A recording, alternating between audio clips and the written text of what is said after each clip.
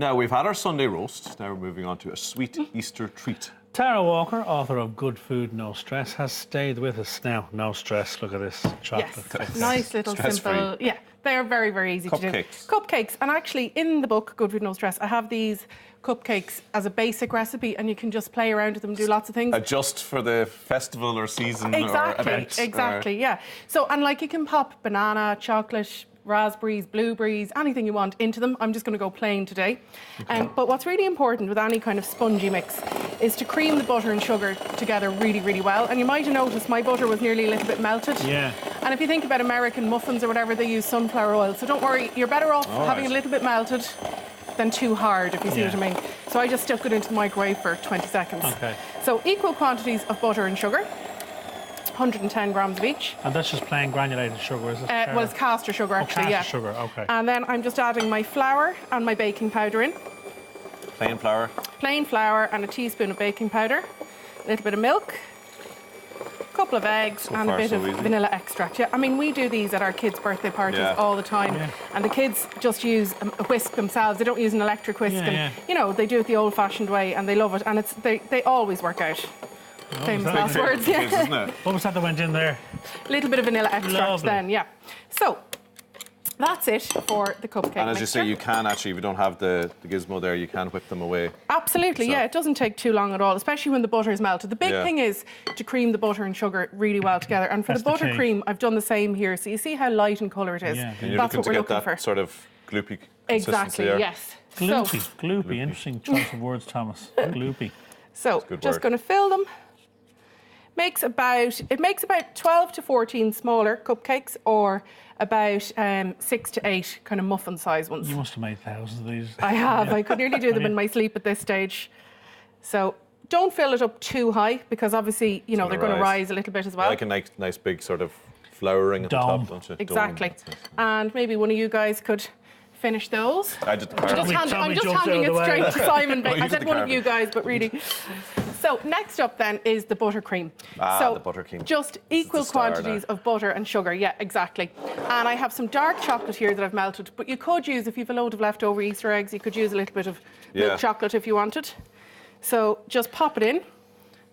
Leftover Easter egg, yeah, that's a good one. Yeah, that happens in my house all the time. I actually remember years ago I ate my mother's Easter egg and then reshaped it to look like it was still full in the pack. Really? Yeah, I was really careful with the foil and everything. Did you get away with it? Yeah, I got away with it for about a year, and then one day she fancied a bit of chocolate and it was all gone. And yet she's still talking to you, huh? She mentions it every now and then. So many Easter eggs in our house. It was like the Great Wall of Easter eggs. Really? They were all just stacked up. So, the buttercream's ready now. But as you can see, because the chocolate was melted, it's going to be quite loose. So we're going to pop it into a piping bag. And a handy way to use a piping bag is just get some kind of a tall receptacle. And then you're not trying to... Yeah. And just pour it in. Great little handy tips, It is very handy, isn't it? And... Now, the only thing is, it's probably going to be too loose to use at the moment, so I have another one that I brought in. Would you bung it in the fridge for... Exactly. Just put it in the fridge even for 10 minutes or so, because you don't want it to just fall out. You don't want that gloopy. Exactly. You want it oozy. Oh, right. You should have a book, Gloopy and Oozy by Tommy Martin. Tommy's Food Dictionary. So here we go, and then you can just snip the bottom of that with your scissors. I always mess But I have one here. Well, you're going to leave that? Okay, you're not going to use that one. So let's get these into the oven, and here are the ones that I made What temperature earlier. are we cooking these at? 160. For how long? Yeah, for about 15 minutes. Lovely. Just keep a little eye on them, you know. Lovely. And then we're just going to pipe out the chocolate, and then we have our little mini eggs. Of course you do. When they come out, are you leaving them stand? Yeah, let them cool. Don't pipe them when they're hot. Yeah, because obviously the buttercream will then kind of melt a bit. But like room temperature is ideal. Yeah. And then I don't like loads and loads of buttercream, so I rather just... Little dots. What's wrong with you? Oops, my bag. What's wrong with you? Loads of it.